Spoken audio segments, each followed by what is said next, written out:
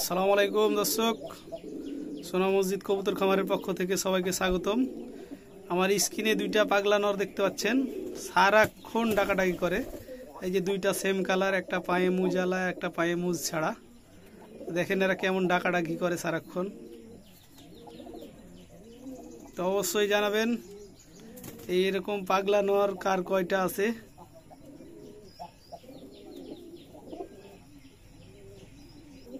দেখেন দর্শক, এদের খাওয়া দাওয়া একটা দানা খাবে আর একবার ডাকবে, না হলে এদের শান্তি নাই। এই দেখেন ডাকতেই আছে, কাউকে খাবার খাইতে দিবে না ঠিক মতো। এই যে ডাকাডাকি শুরু। এখানে একটা পাগলা নর আর এই যে এখানে একটা। তো আমার কবুতর খামারের এই দুটো হলো পাগলা নর। তা আপনাদের কবুতর খামারে কয়টা পাগলা এরকম নর আছে আপনারা কমেন্টে জানাবেন।